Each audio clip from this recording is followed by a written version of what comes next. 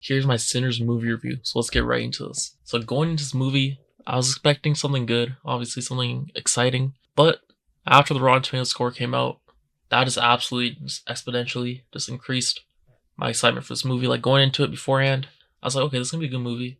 The trailers were looking promising as well. I'm like, okay, this is gonna be good. I was excited still, but then the Rotten Tomatoes score came out, and usually you take those with a grain of salt because the critics could be wrong. It actually does happen quite a bit. Um, but when it's so high, when it was literally at 99%, 100%, and then it dropped down 99, it's like, yeah, especially with the amount of reviews there were, it's like you got to take that more serious. You just gotta, I don't know. At that point, when it's that high with so many reviews, you just know it's gonna be something at least special, something really good at least. And I'm glad to say, fortunately, the movie's really good. Yeah, I'm gonna go into spoilers, so just watch that. But I guess I like to start off by just saying, fortunately, I was not able to watch an IMAX because my local theater just did not have an IMAX. And I was not trying to just go to another one, go further away. Honestly, I was not trying to do that. So fortunately, I didn't see it in the best possible viewing experience. Like I watched Oppenheimer in IMAX in 70mm actually, so that was pretty cool. That was my first time doing that.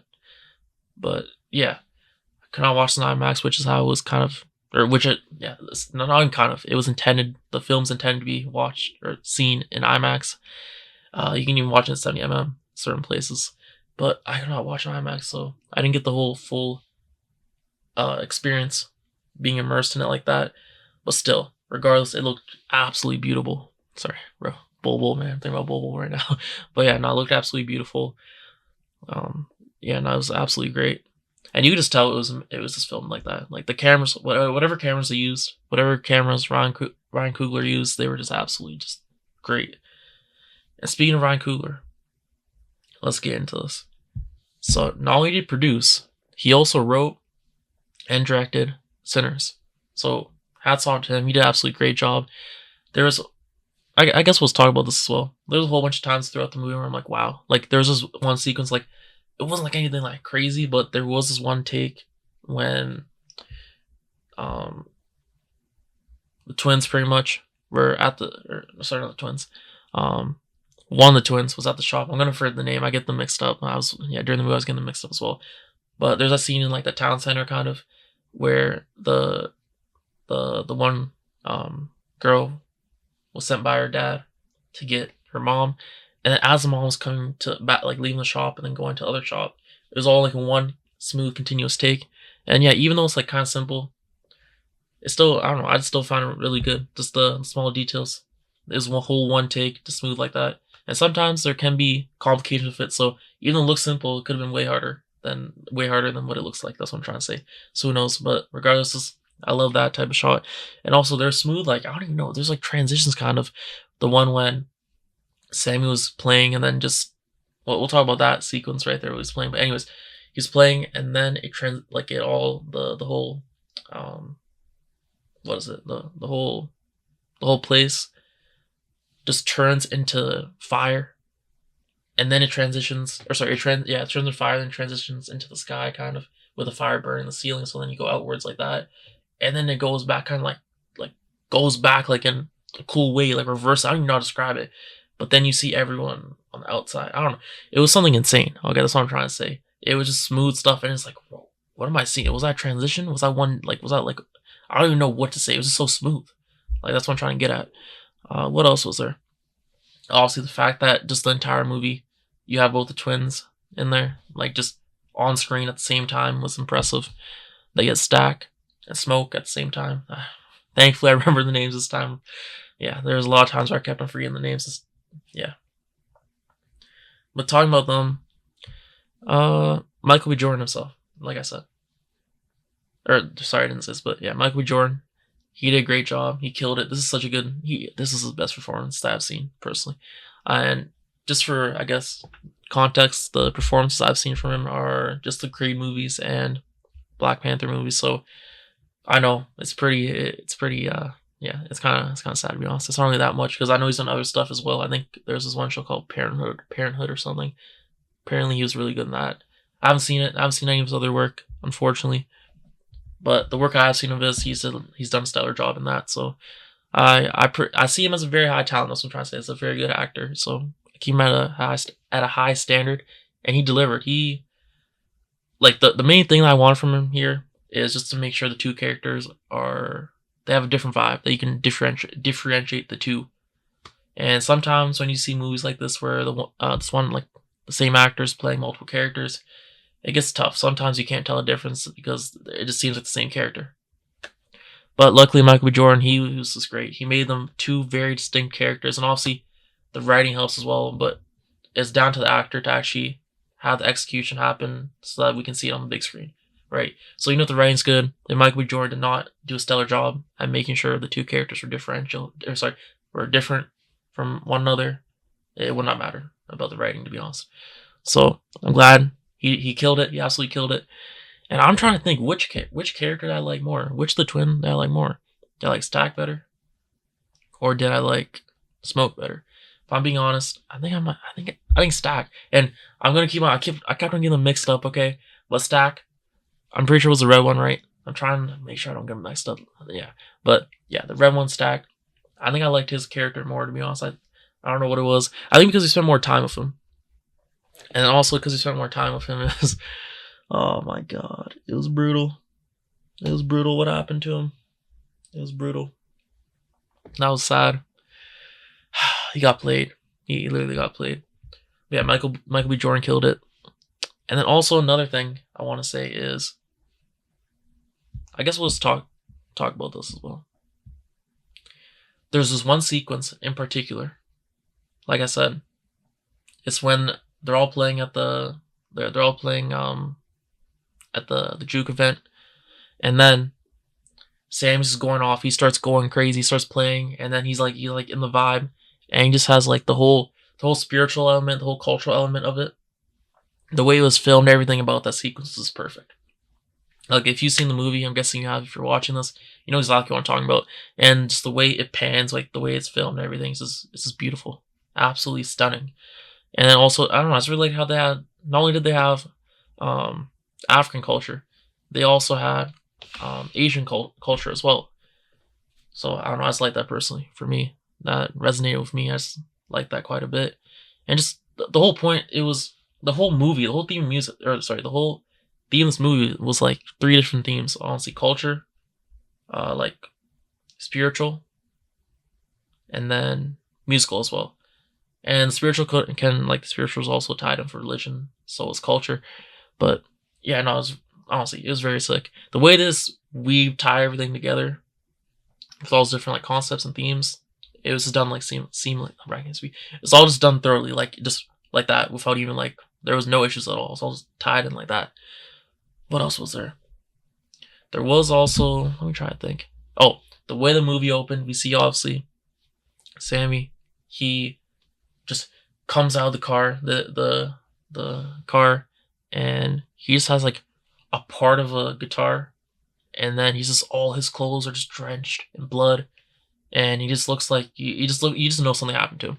And then he goes into the church, and then also it's his father, and then everyone's like, what is going on? And then his father's like, you need to get rid of the guitar. And then Sammy just can't do it. And I'm like, what is this? I'm like, what's going on here? And then I'm like, you know what? They're probably doing that thing. At that moment, I realized, I'm like, they're probably doing that thing like where other movies do, where they put like the end part kind of at the beginning, and then they tell a story from the start, and it connects back to the end like that, kind of like it loops in a way. And I'm like, I was kind of skeptical because honestly, they're hit or miss for me when films do that. It's very hit or miss. Like, I don't know, sometimes it works, sometimes it doesn't, at least for me personally. But in this instance, I'm glad it worked fully, because if you know, then the movie, the way it ends, it's perfect. And then you get the context about the significance of the guitar, what it means, because after those events, yeah, you know exactly why, the significance of that. And also another thing I want to touch upon, which was you see right in the opening scene, is the setting. Set in Mississippi during obviously an era where, yeah, it was a lot of racism. That's what it was. And then we see obviously the clans also in the movie, and they have actually a significant role in it, even though you don't see them as often as you think, at least for the amount of impact that the clan technically made in the movie. But they did have a significant role. And it was so satisfying to see Michael B. Jordan, see Smoke, just take him out at the end. I'm like, let's go, man. I was so hyped. I'm like, let's go. Come on. Like, bro, no one likes these clans. Like, get out of here. Y'all bums. They try to pull a quick one, and obviously it did work because everyone pretty much died besides 2 people. So in that sense it worked, but then again they wanted to kill everyone so that, I mean, that was the mission, they just kill everyone so that the clan leader could get back his property. He was just trying to pull a quick one. They pretty much try to backdoor him.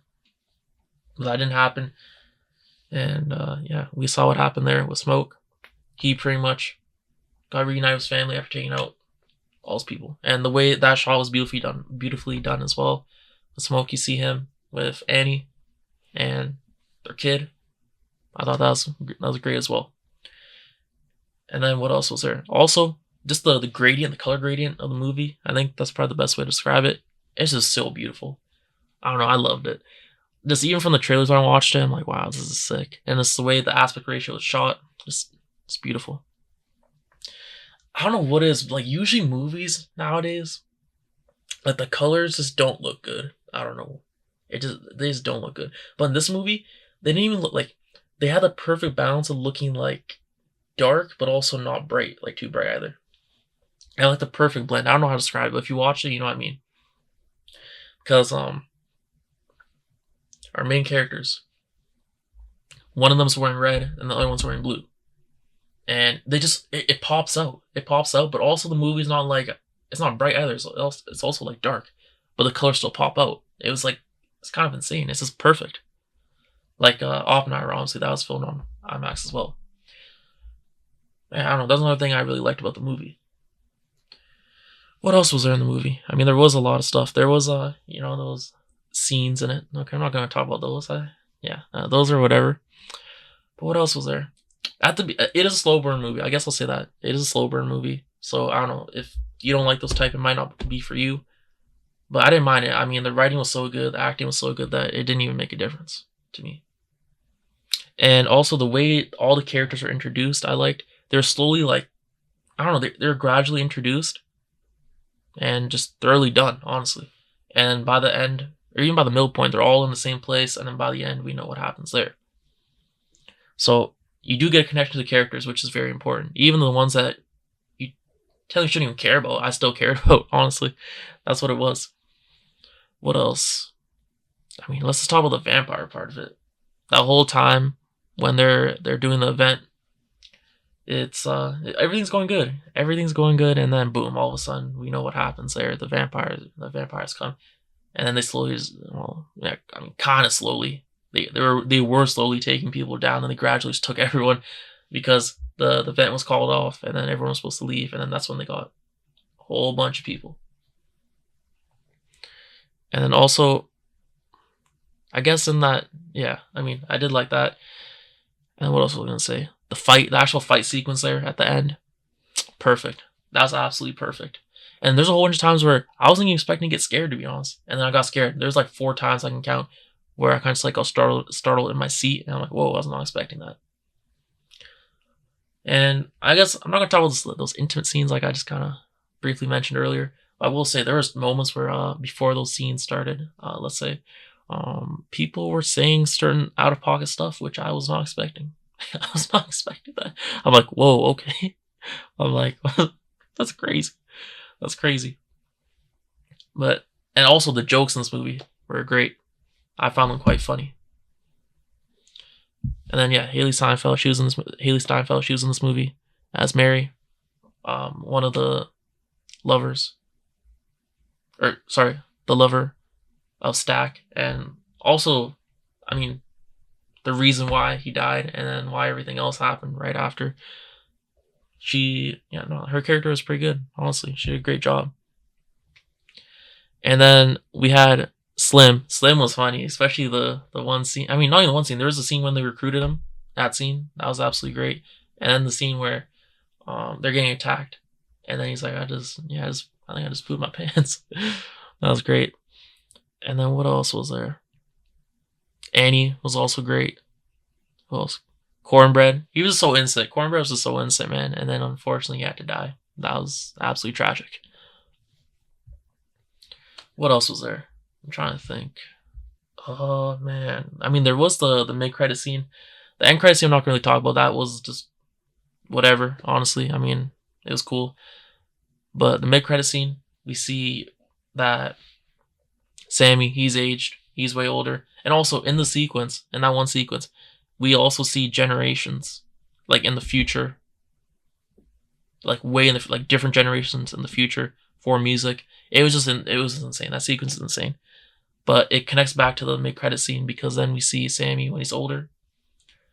Um, yeah, when Sammy when he's older, like way older. Like he's like it's like in 1992, right? And he's like at this point, I don't even know how old he is, but he's got to be like 80. Okay, and this is after all the tragic events, and we learned that vampires. We knew this before that part, but that vampires they never really go. They don't really die like that, and because they don't age. And then guess who we see walk through the doors? We see Mary, and we see Stack. And then they're just dripped out for like the in terms of like the 90s type of drip. And I'm like, wow.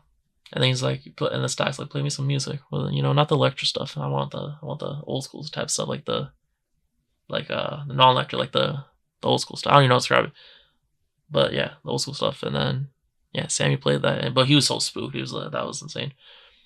But yeah, it just proves even though Sammy's age and that stuff for him was pretty tragic for Stack and Mary because they turn into vampires. For them, it was just something else. But they still, at that point, Sammy asked how the day felt for them leading up to that. And he's like, man, that was like the greatest day for me as well. They both agreed on that, and it's really put into perspective. It's just quite sad. Everyone's having a great time, and then boom, that happened. And it was all dispute. Like it's all because of the clan, man. Like god damn, it's crazy. It's crazy, man. Just sad. Friggin' those people even exist to this day. But yeah, besides the point, I want to wrap this up by saying original IP.